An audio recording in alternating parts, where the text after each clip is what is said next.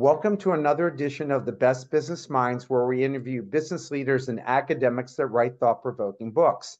I'm Marc Kramer, serial entrepreneur who consults with family businesses and entrepreneurs. And currently I'm teaching entrepreneurship at Vinh University in Hanoi, Vietnam. Today, please welcome Felice Ekelman and her partner, Julie Kantor, who have written the book, Thrive with a Hybrid Workplace, Step-by-Step Guidance from the Experts. Ladies, welcome. Welcome. Welcome. Nice to be here. So let me start with the first question is for each of you, please to, and we'll start with Julie, telling us about your professional background. Sure. I am a clinical psychologist by training. I have been sitting in the business space, corporate space, family business space my entire career, basically bringing the bridge between humanity, I'll call it, interpersonal, intrapersonal work. I have a small consulting firm, and we work with organizations, large and small, helping, and in particular, the leadership of the last few years has been an interesting time. No question about that. And Felice? Hi, everyone. I am an attorney.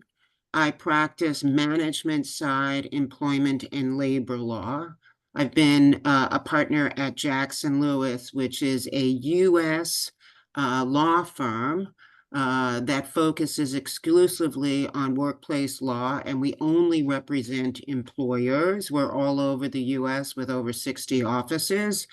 And I have been defending and advising employers of all industries and all sizes, from startup to Fortune 50, on all matters of labor and employment law. So whether it's policies or training or defending litigation or dealing with collective bargaining and unions, that is what I do. And a good part of what I do is what we call advice and counsel, which is providing guidance to employers, whether it's their attorneys or their human resource professionals, on how to manage workplace issues. So while we have you, Felice, maybe you and, of course, Julie, you can jump in. Why did you two write this book? Well, I would say we had an opportunity. Julie and I have worked together. I have referred clients to her, and she has referred clients to me. And an opportunity early on in the pandemic, just as folks were starting to think about going back to work and companies were grappling with the question of how the heck do we get folks back to work, we started hearing about this thing called hybrid work, which in those days was a compromise. Folks got used to working, and we're talking about employees who are knowledge workers, individuals who can work on it at a computer and don't have to deal directly with customers, clients, or the like. Those individuals were, as you can all recall, reluctant to go back to their offices after months or a year of sitting at home, where I am right now. I worked 4 days in my office today, but I took a day at home today. So this thing about hybrid came up, which I think started off as a compromise. Come on back to the office just 1 or 2 days a week. And then you started reading about some employers who were insisting on a complete and total return to work. And suddenly there were issues about hybrid work. Can you require employees to come back to work? Why would you do so? What are you missing, employers, by having all your staff at home? And so Julie and I started a conversation that resulted in Thrive with a Hybrid Workplace. And I'm curious, Julie, if that's how you remember it as well. Yeah, I totally remember. I think the other piece that was sort of at core is the fact of Felice and I have refer our clients to each other. Our clients are frequently the same, either literally or figuratively, but they're coming with a slightly different question about an issue. And Felice and I were, and this is going back to 2020, started talking about the issues that clients are coming from us. And we realized that clients had a need both from what are the legal guardrails, and what are the opportunities in terms of leadership and development. And that was really the spirit, which we now say, we're looking to help organizations, individuals maximize growth and minimize risk. And so I think the other piece of this book coming together was bringing the complement as well as the diversity of our professional experiences and vantage points. Isn't there certain industries, though, that they need the people to come in because, like an ad agency or marketing firm where they're bouncing ideas off of each other? But I can see in a law firm, I don't see the need for people to get together because there's really not that much collaboration outside of maybe your paralegal and your secretary, unlike, something in a creative field. What's your take on that?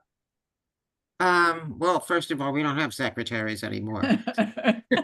That's interesting. The law firm operation has changed. And secondly, I think there's a case to be made, talking about law firms in particular, just as an example, that there's a real need for in-person communication and opportunity for collaboration because believe it or not, practicing law is an apprenticeship.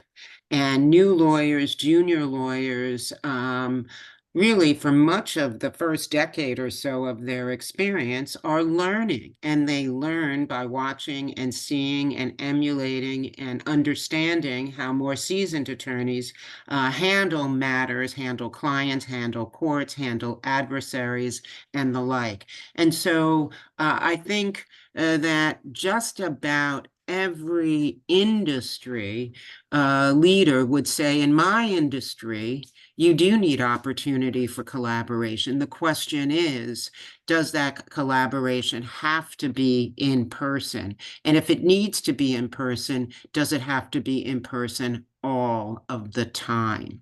And so when we approached the book, we started off by talking about the creation of a policy and the need for an organization to really understand, well, why do I need people in an office, if at all, and what should be accomplished by that time in the office. And so I think every leader, Mark, would challenge you and would say, I need people in the office some of the time, or I need some people in the office some of the time, because today, knowledge workers very often work for organizations where they're remote all the time. And that didn't just happen because of the pandemic. It blew up during the pandemic, but it's not unusual to find leaders who are supervising folks who work in an office, who work on a hybrid schedule, and who work remotely, perhaps in different time zones and countries. Yeah, I think. Go ahead. No, I mean, your point about the creative process and that really requiring people to come in the office. I will tell you, I work with some commercial architects who build the likes of the tallest buildings in the world. And the technology that they have in terms of working like whiteboards and whatnot, to even work remotely with that is remarkable. That being said, I think that the need for connection and coming together it exists regardless of whether you're in a quote unquote creative industry. The teams coming together need to have some form of coming together. What's happened in hybrid is when everybody was in full time, we didn't have to think about how we came together. Right? We were all in the office. If I needed you, Mark, I could just go walk by your office. If you weren't there, I could come back in 10 minutes. It was all very flowing. Again, we didn't need to think about it, which is why one of the words we use a lot in the book is this concept of intentionality. And the running theme is, in the hybrid world, you need to be conscious and proactive and think about things you didn't used to think about. So collaboration, yes, it's about creativity, but teams need to collaborate. And so what does that look like in the hybrid world? It's really different. And I know I want to pass it back to you because we've got lots of different ways that we can be going with this, but it's not just within the creative world. It's interesting. I'm in Hanoi, Vietnam, and as soon as the pandemic subsided, everybody went back to work. There's no discussion about hybrid here. They just, and I should say it's anywhere in Asia because I've been to 10 countries here. It's over, you come back to work. And I remember when I was in Philadelphia and the mayor's race was taking place. And the real question is, you're losing about $500 million a year in Philadelphia in taxes. That's a huge, huge number. So now the current new mayor is asking every company to bring back their employees because frankly, the city can't make it without that. And it's all the high-end earners that are doing it. And you can see all the restaurants around there and other service providers have gone belly up because then it could destroy a city because we live in the Northeast, New York, Boston, Philadelphia, and they're very live cities, unlike in the Midwest where the big cities are dead with the exception of Chicago. So It's I interesting. wonder, Yeah, and of there's a course, huge impact on commercial real estate in yeah, much of the country.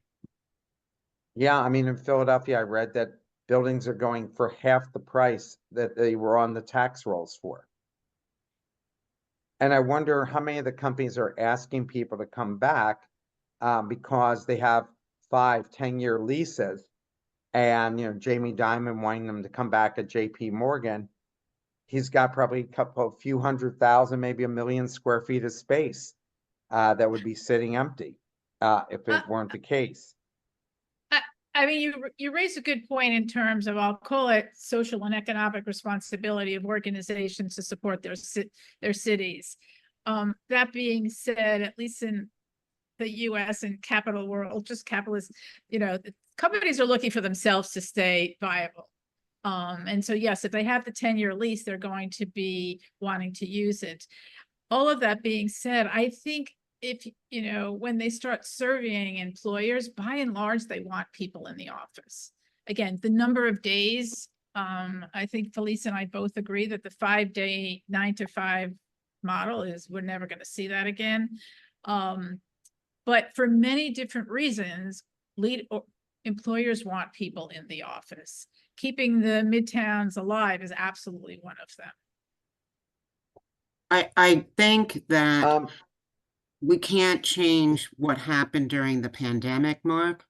And just this week or last week, Amazon announced that it was directing everyone to report to work 5 days a week. Amazon, I would say, is a bit of an outlier, but every employer that I deal with that has knowledge workers whose work could be done remotely is still embracing hybrid work. There is just no way that employers are finding that they can attract talent without offering flexibility.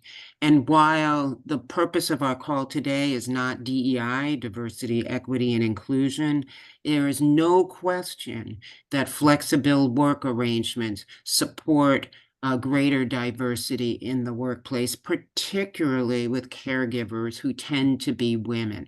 And so the reality of this has sunk in. And so employers are faced with either pressure from applicants or employees or an increase in accommodation requests. And we can talk about that separately, but I don't think we're going to ever see a norm that you've just described in Vietnam. Yeah, Interesting. No, I was just going to follow up on that word flexibility in terms of employees wanting flexibility. I think that cat is out of the bag, and that is a fundamental piece. The question is does flexibility have to be the number of days of the week? I think fundamentally many employees want some control. So it doesn't necessarily have to be the flexibility is the number of days of the week. It can be flexibility looks like the hours. So organizations, some of them are having core hours. So everybody's got to be in from 10 to 3, let's say. So you do have that time for connection, collaboration, productivity. And then if you want to swing it where you're coming in later and staying late, you can do that, or coming earlier. Because I think the other truth of employers wanting employees back in the office is many employers are finding a lot of employees are just not working. I mean, there's an adage of top performers, when they work from home, get more done, and low performers, when they're not at home, they get less done. When we were in full lockdown, there were many studies going on saying, is working from home as productive? And the research geek in me started really reading these studies. And all these studies were self-report. Mark, are you as productive at home as you are coming into the office? There's nobody who's going to say no. And so, that became sort of the initial push of, yes, it's totally the same. And here we are a couple of years later. And in fact, I think one of the ones is, I know some clients who have had employees who had 2 full-time jobs. Right. So in chapter 1, the context of rapidly evolving hybrid work model, how do you recommend these organizations maintain trust and ensure effective collaboration between remote, hybrid, and office-first employees, especially in relation to potential proximity bias? So proximity bias, let me just put it out there to make sure all our listeners understand what we're talking about. Essentially, that's a kind of bias that occurs when folks favor coworkers who are close to them. It could be a senior person who tends to give assignments to the person who's got the office or cubicle next to them, just because it's easier to say, hey, can you help me with this? And that person is just sitting outside their office. But that also would apply in the case of a manager who might be in the office and might not think to call or engage with somebody who's outside of the office. And so what leaders have to do is make sure that they're treating everyone consistently and equitably to avoid that perception. Because if an employee is granted the opportunity to work on a hybrid or remote schedule, they shouldn't be awarded second-class citizenship for that. So Mark, this is a great example in terms of Felice and I sort of I'm seeing the 2 different sides, right? To the extreme of that, they will be calling with Felice about some discrimination and differential treatment. I will tell you, the reality is that the partner who's looking to have somebody join them for a call, they're not going to take the person who is working from home, see if they're available, schedule a Zoom to join it. They are going to walk down the hall and see who's available.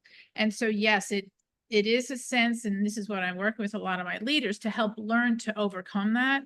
But the reality is that people who are in the office gain access. There is a fluidity to how offices are being built now in terms of this connection and sort of building relationships. That is just the reality of proximity bias. I mean, literally the new offices are being designed. You're not seeing the cubicles. They're literally being designed in the getting rid of the grid. So by definition, you have to walk past people's offices to get that proximity bias in that proximity to help you get work done. Yeah, and go ahead, Felice. No, I don't disagree with anything Julie has said, but there is a lot of truth to her saying that the call I would get from an employer would come about when someone says, I'm not getting assignments because I'm a woman and I work at home because I have childcare responsibilities, and you let me work at home, but you're freezing me out of opportunities because you would much rather work with the guy down the hall who shows up every day.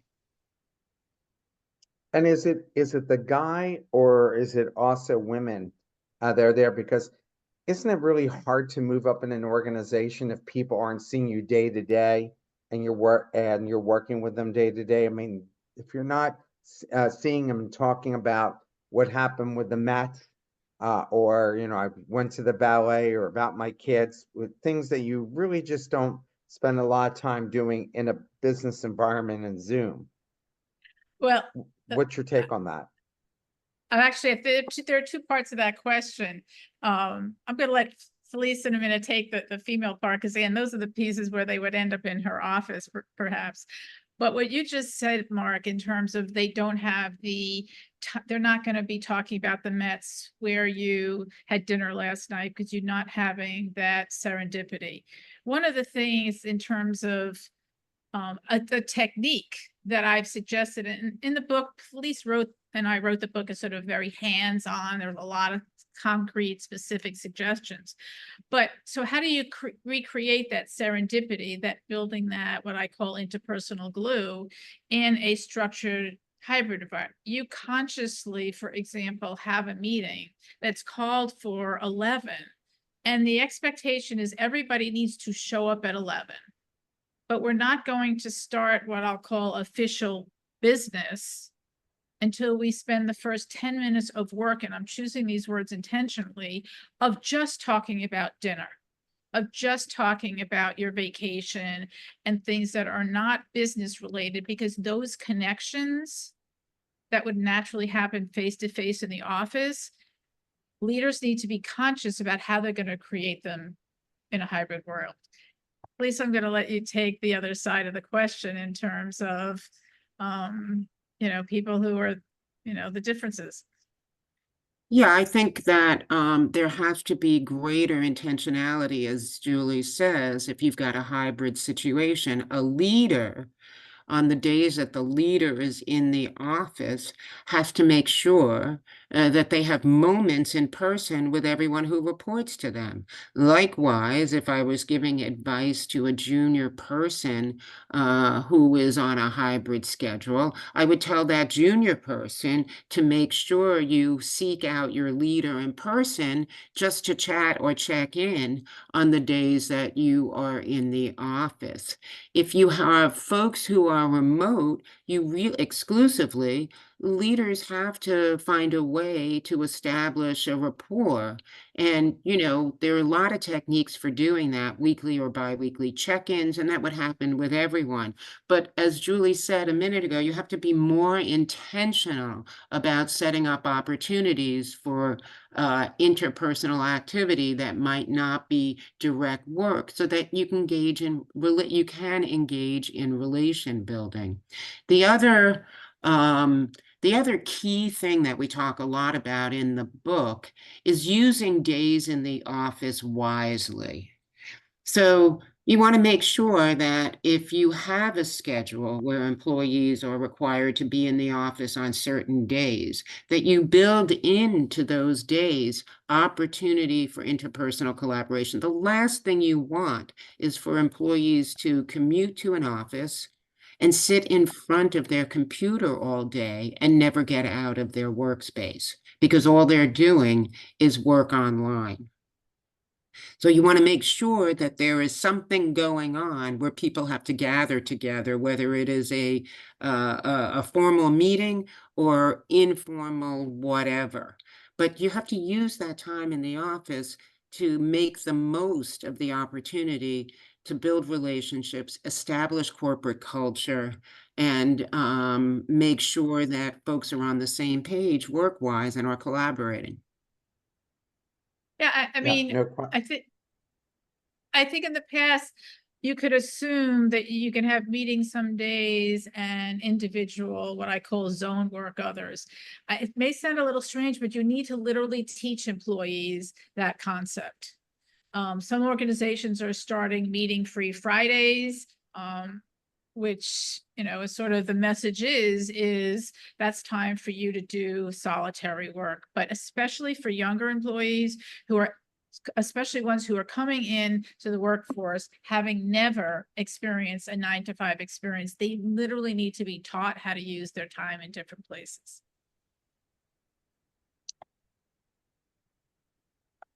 So, as on this topic, given the varied approaches to flexible work schedules that you've outlined in the book, what specific metrics or strategies do you suggest organizations implement to assess the effectiveness of their hybrid work politics and ensure that they meet the needs to both the employees and the business? And you're already saying that women who are staying home to take care of maybe the elderly or their own children, it's been problematic for them not to do the work, but to get the work. I mean, I think at the beginning, the end of the day, this is a business. And the fundamental way that you are going to measure whether hybrid is successful is whether you're meeting your business deliverables, whether it's organizationally wise, whether it's down to individual teams. And so what does that look like? That looks like, again, leaders sitting down and being very conscious about the the expectations of somebody's job and being clear with them and then measuring them. And one of the challenges with knowledge workers is, unlike somebody who's in manufacturing where you can measure the widgets they're making, it's harder to measure somebody who's on a marketing campaign, right? Whether or not they're being productive. And so it is closer alignment with a manager in defining what has to be done. And it's the proverbial meeting their numbers. It's interesting because one would hope that employers have some mechanism for performance evaluations, annual, semi-hour, annual, whatever the but they become more important in this situation where employees and supervisors don't see each other every single day. But the fact of the matter is, presence in an office was never a proxy for performance. You could be in your office and not do much of anything, and you're just present. And so the need for regular feedback is even more important when the opportunity for managers and their staff to see each other is more limited. So whether that's more evaluations, whether that's more informal meetings, another tool is to have check-ins with third parties, human resources. A lot of employers use exit interviews. I kind of feel like an exit interview is a little too late. It's better to know how things are going before somebody's got their, 2 feet out the door. And so check-ins are much, much better than an exit interview in a sense, because then people know whether people are being supported. A lot of miscommunication happens, and Julie contributed extensively in the book about how employers have to train their managers to better communicate when they're using other methods of communication other than, in-person meetings in an office or in a hallway. And those skills don't necessarily come naturally to managers, and they need to be taught. So how to manage a Zoom call, how to, communicate via email versus phone versus text versus Slack, protocols for making sure that everybody knows when it's okay to speak to one another can't be assumed when you're not always present. So, Julie, I'll let you take that piece from there. Yeah, I mean, the piece apropos your beginning question, Mark, is how do you measure it? Since we started hybrid, I mean, I was sort of, since our business world, somebody emails you, it's sort of this, you respond within 24 hours. And if you're not going to respond with the answer, you say basically some version of, I got it, I'm going to respond and stuff. And what I've heard from many leaders is they're saying, people aren't getting back to me. I email them and because folks are assuming, well, if they're working from home, they don't necessarily need to respond. And so, like Felice is saying, part of it is, you would think you'd have to say, you get an email from your boss, you need to respond. But in terms of measuring how hybrid's working, that's a pretty basic thing. Like, is somebody responding to your emails in a timely manner? Very small. So it's not even just going to the feedback piece, which absolutely is essential. It's also, again, I'm just giving you some small tidbits that are concrete you're in Zoom meetings. Is the person have their screen off? They don't really participate in Zoom meetings. They're literally never have their camera on. I mean, I've been in a meeting, I was at a fireside chat and somebody raised their hand and it was the EVP who was doing the interview me, and the EVP's person says, "How long have you been here?" And the person said, "Oh, about 1.5 years." And the EVP said, "I have no idea who you are." So just in terms of measuring whether hybrids is successful or not, right? That person, that's not working for the person. If the EVP has no idea who you are, what you do, or what have you, that's an example of where hybrid's not working. Yeah, because they're not seeing them at all. And they're not contributing. In your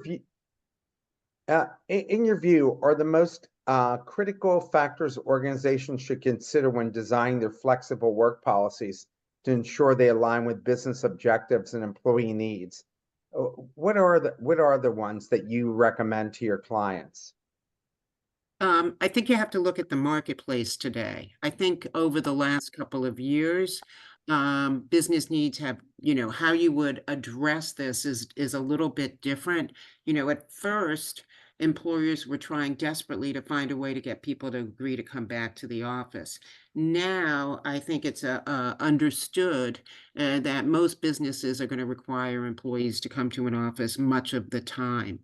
But employers really need to figure out which jobs require physical presence and be consistent. So again, the lawyer in me, the defense lawyer in me, because I'm defending employers against claims of unlawful treatment, consistency is key.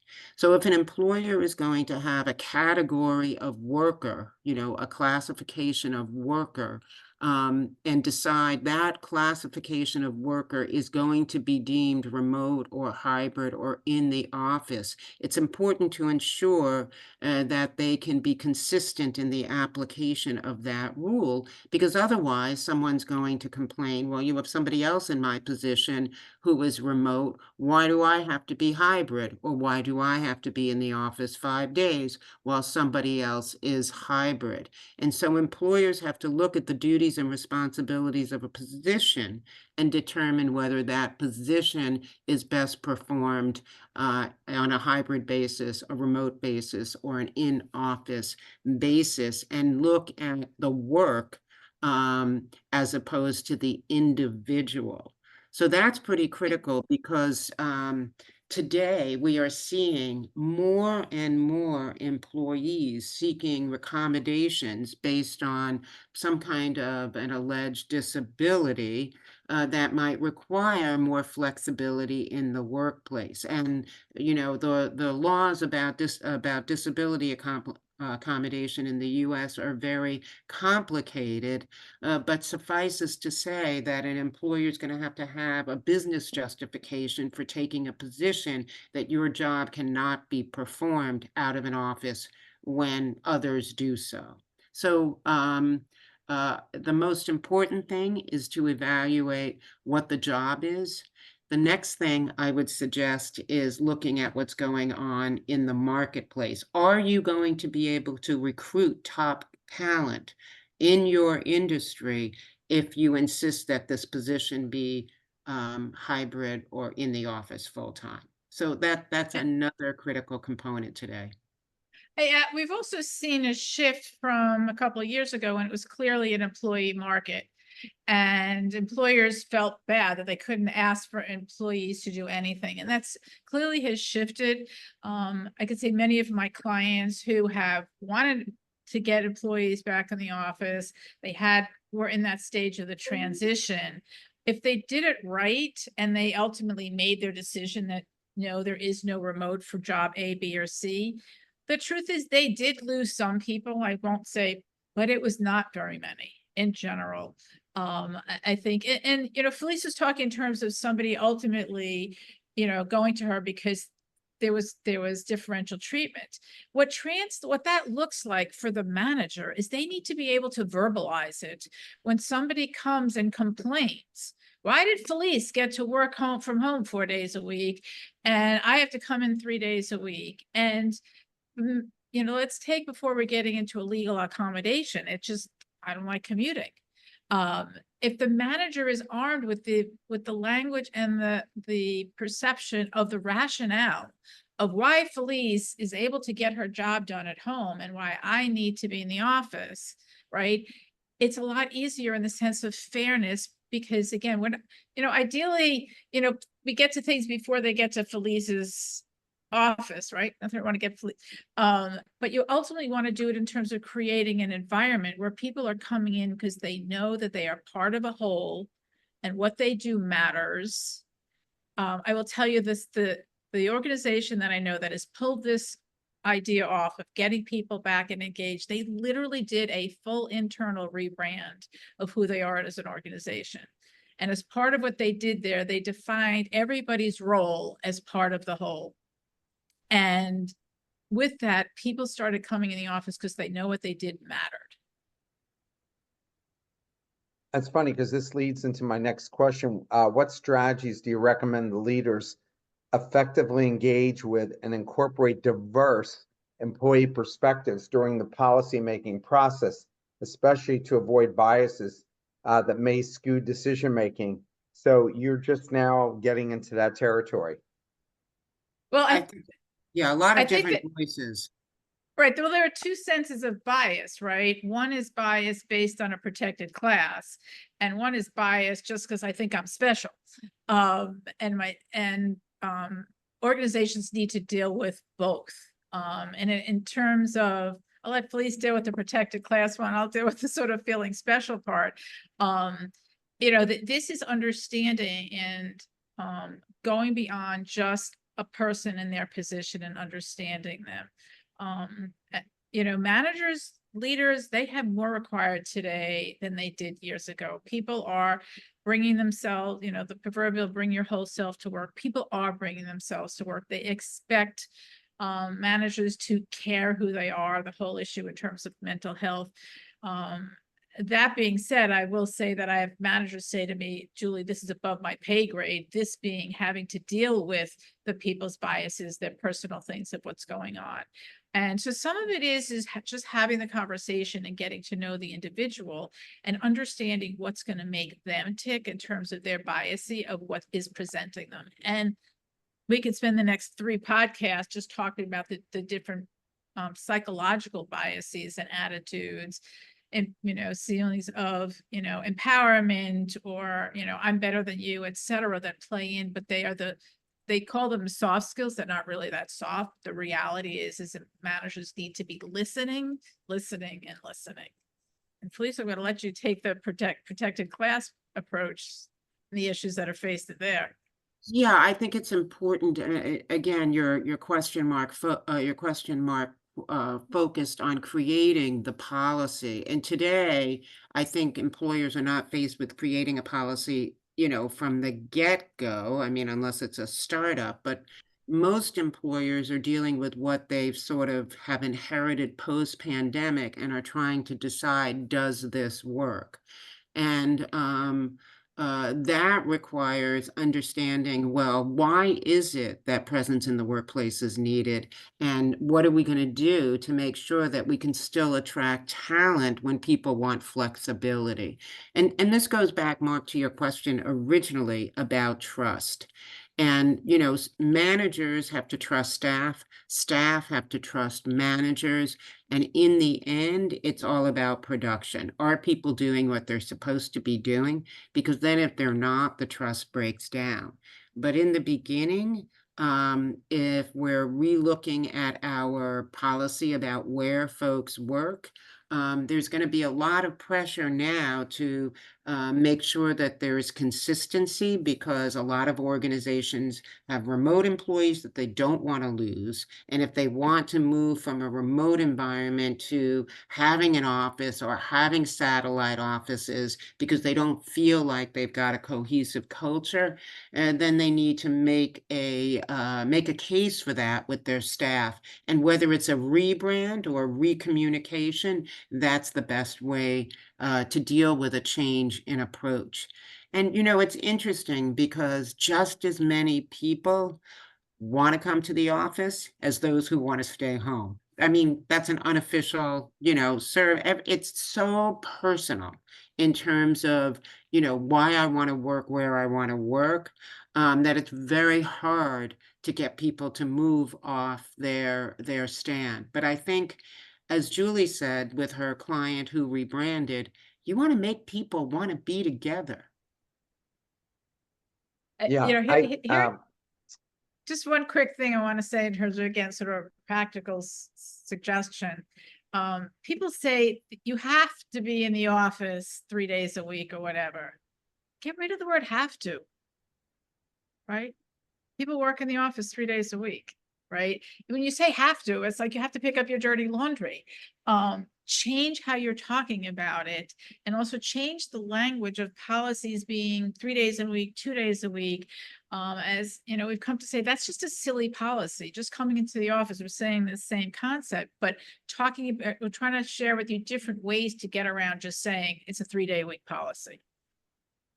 It's funny, back in 1996, I was brought in to run a multimedia company. They don't even use that term anymore. And the internet was, I guess, maybe 5, 6 years into it. And I had employees then who said they wanted to work from home, and the founder didn't want it, but I was brought in as CEO.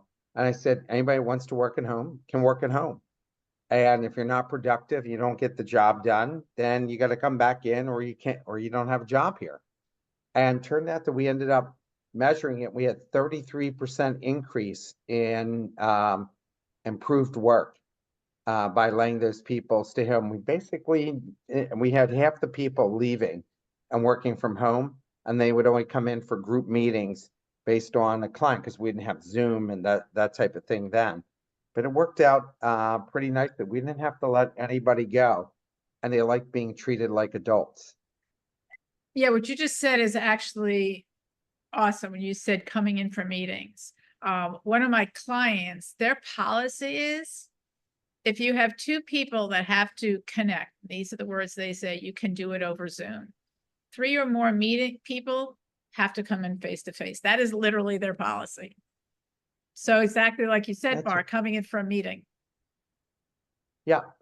In your experience, what's the most effective methods for conducting a talent segment analysis to determine what roles are best suited for remote work?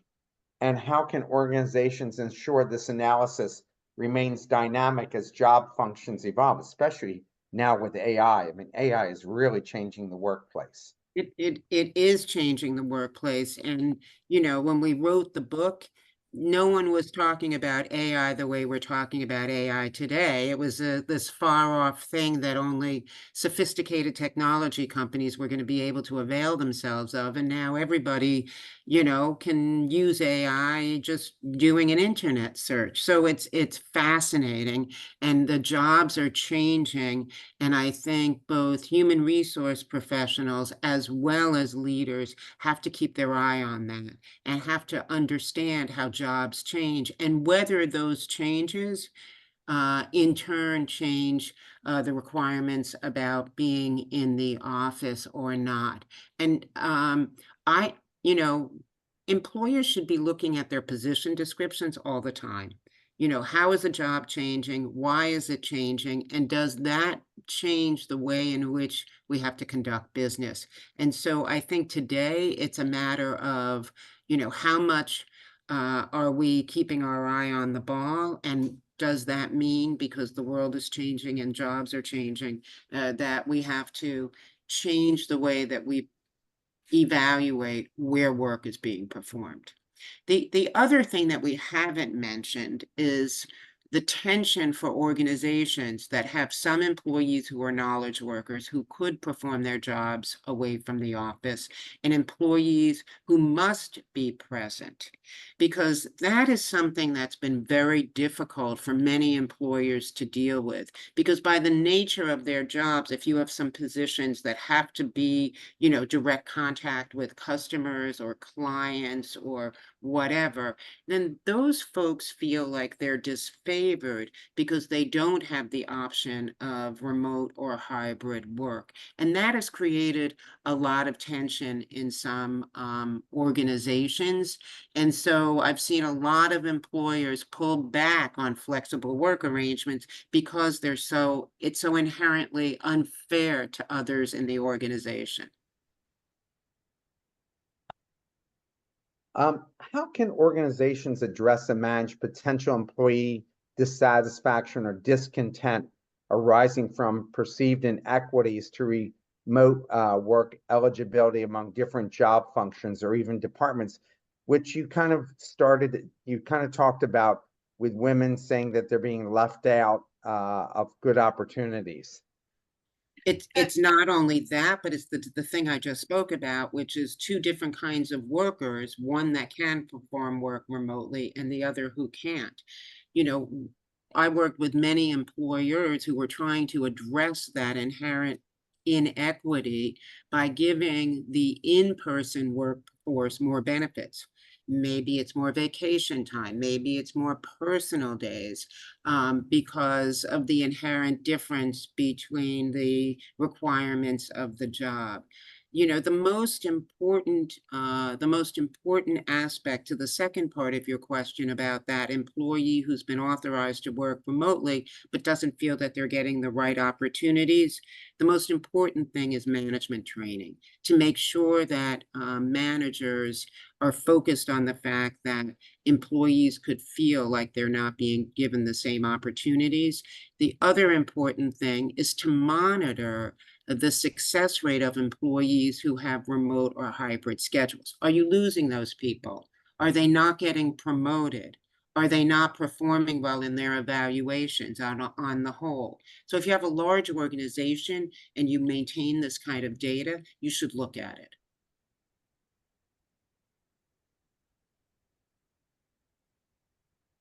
In your experience, what strategies can organizations implement to ensure that their flexible work policies are perceived as fair and consistent across different departments or teams, especially when individual leaders have varying opinions or on remote work? And I also think for international companies, because almost every company, it's not just Fortune 500 that are international. Now you have, small companies hiring employees around the world because of the cost factor. I think one of the pieces to look at is at what point is a decision made and at what point is there flexibility within that decision. So if you look at this top in terms of the senior leadership, the enterprise level, ideally there is some fundamental decision that is made on that level in terms of that hybrid for starters will exist. It may be that some minimum that at minimum there's 1 day a week. I have one organization where it's 6 days a month, sort of an odd straight. And then it is left to moving down the ladder for managers to define what that works for them and how that's going to work for their respective teams. Now, that works if there is a method to the madness. And again, as we've been sort of in the theme of today, that if there is some alignment with what the expectations of for the job and the need to connect, and we haven't really talked, but there are many, many ways that people can connect. And we have to be creative in a remote environment and a hybrid environment, but that is a running theme that's a requirement for all jobs. What the challenge is that when you have two managers who do the same exact thing and they just, you have manager A and manager B, they have different personalities, their own desire to come in the office is different. And so their teams play it out differently. And that is a real challenge that generally ends up, quite honestly, with one person from one team going to HR and complaining. It also on an extreme happens when you have one manager who they themselves don't want to come into the office compared to another manager who wants to come in. What does that look like? And in essence, one of the things to work around it, again, we want to get to the point before we're at a litigation piece, is having conversations about it. For starters, just listening. I cannot emphasize enough the power of just a manager sitting down and listening to someone, even if they're just complaining, and acknowledging the fact that, yes, it's not fair that the person across the street has to do that. If they are armed with the supportive environment that they are creating and the rationale of why they're expecting people to come in, they're going to be able to maintain that sense of productivity and morale. Because the truth of the matter is a team that is a totally disparate team, and there's no manager or leader that is trying to create some glue, there's probably going to be more turnover in that team. And this is assuming even both teams are, are apart more than they are together.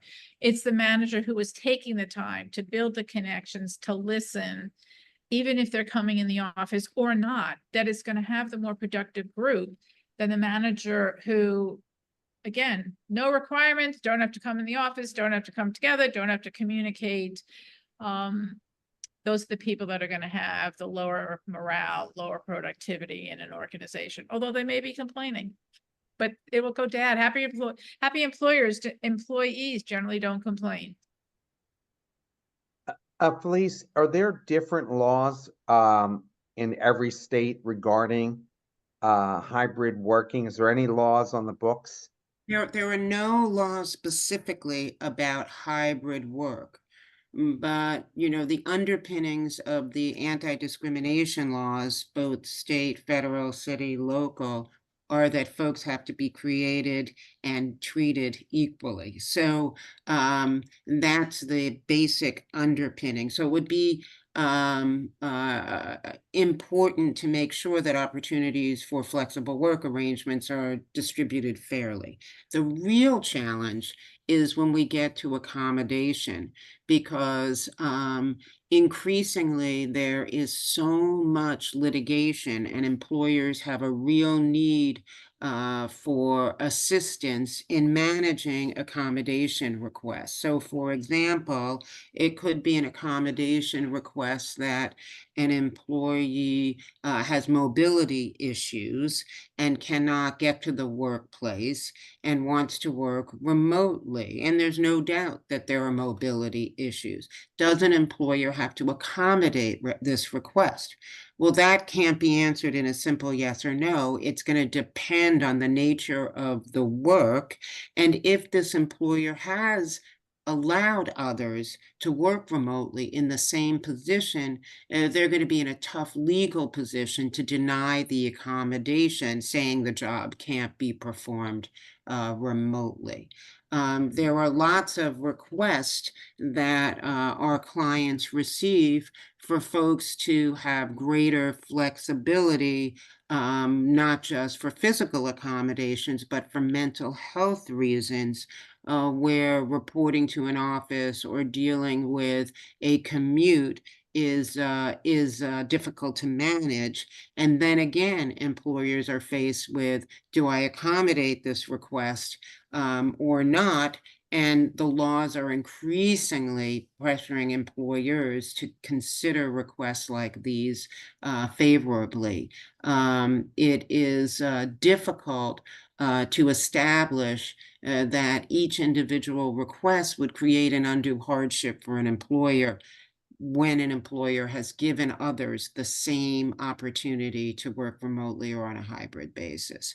So those are the legal touch points that employers have to think about when addressing individual requests.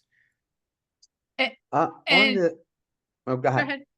No, I mean, so what example of how that played out live with one of my clients. Had a client where the employee was based in Boston, HR was based in New York. The employee in Boston pledged the request based on mental health reasons to the HR person in New York, basically tied to what Felice was just describing about the commute, and provided sufficient documentation. HR granted it. This same employee in the office in Boston was basically just telling everybody, I just don't want to commute so much. And so you have and this is sort of how these things actually play out. So you have the office manager in Boston who has this employee who has barely come in the office being pretty brazen about saying, I just don't want to commute. And yet HR and ultimately the organization was tied because she had documentation for the accommodation. So again, this is where these gray things start playing out that managers are really challenged with today. On 7Gs and practical implementation, you outlined the C's of leadership, which are culture, change, connection, communication, collaboration, compassion, and coaching. Can you provide more specific examples or case studies of how companies have successfully implemented these principles in their hybrid work policies to drive employee engagement and productivity, and find out, who should they actually keep with the organization? Yeah, so you're talking about 6 different chapters, Mark. So you want to pick one of those? I'll happily dive into a story for one of them. Well, pick the one you think is most important for people to focus on. Well, I actually am going to pick communication. And the reason is being conscious of the time and wanting people to sort of walk away with some concrete suggestions in terms of what organizations have been dealing with. And so how do we bridge this concept of the need to communicate clearly and the need to connect? And in a hybrid world, we've talked about sort of the serendipity factor and how do you create that. So one of the things one organization has come in standard is they have office hours. And so what that has done is that everybody in the organization needs to keep a Zoom link open. And it's done at lunchtime with the thought that if you want to be eating at the same time, and the message being is that you can just drop in, right? As opposed to having to walk by somebody virtually without having to schedule it. Another thing that has worked, that again, when organizations are really tightening up their belt and making hybrid work, is creating what I call a communication charter. And what that looks like is looking at the different modalities of communication: email, Slack, Zoom, Miro boards. I mean, the list goes on, and having a conversation starting with the leader about what are the best ways to communicate. If it's a short-term request, send an IM. If it's a longer request, send an email. If it's a document, put it in the shared drive. The point being is being intentional about that in terms of what you can be doing in terms of how to connect. This theme of connection, which is throughout the whole book, I talked about sort of having what I call a pre-meeting in a meeting. Well, also think about what quote unquote team building would look like in a hybrid world. And you have to be creative. And, starting during lockdown, people were, playing Scrabble or whatnot online. Some of my organizations, they have standardized weekly lunches or monthly lunches. And when they're remote, one of them's got a budget for it and they send everybody a credit for Grubhub. And so they can get together. And so organizations that are building these ways of connection. And the one piece that I would also say, do not minimize what your physical office looks like. People want to come into a nice place. An architect I work with said to me, what happened during COVID is we brought the office home. If we're going to get people back to the office, we need to bring the home to office. And so make your office welcoming. I want to be respectful of time, so. No worries. So we are at the last minute here. Is there any recommendations that you have for companies from a long-term perspective about what they should be thinking about, how they should be planning? Because I think that even though companies are bringing people back in, the younger people in America, not necessarily here in Asia, like this idea of remote working. And they're going to almost expect that that's going to be the case.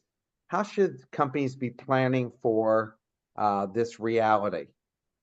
I think companies have to continue to reassess whatever it is that they're doing to make sure that it is competitive in the marketplace and to make sure that it makes sense for their business.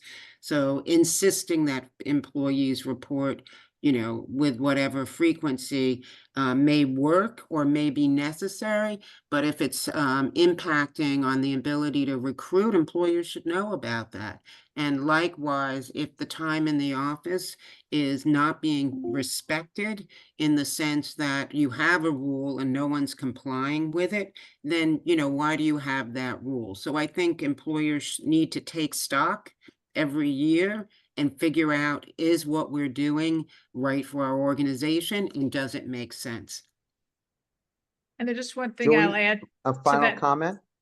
Yes, I think the last piece, apropos what Felice was saying, is ask them when they're taking stock, ask the employees, get feedback from the employees. And as employees feel like they're part of the progress and the progression, they will stay engaged. I want to thank you, ladies. It was a very quick hour and good for people who are really on the fence about how to go and handle this, because it's been a 3-year problem now after the pandemic has subsided. And I think that more companies, especially because young people are entering the workforce, there's going to be a certain expectation. Even in Asia, employees are saying, hey, I don't want to come in on Saturdays, which is typical 6-day work week here. I want to work remotely, and hey, could I work remotely on another day where I'm not really required for any meetings here? So I think you're going to see more of that on a global basis, not just the US. So I want to thank you both for taking the time. It's an interesting book, helping people plan for that future or the plan for the now, and as it's going to keep evolving. Thank you so much. Thanks everybody for coming. And thank Have a you. wonderful weekend. Thank you. Yeah.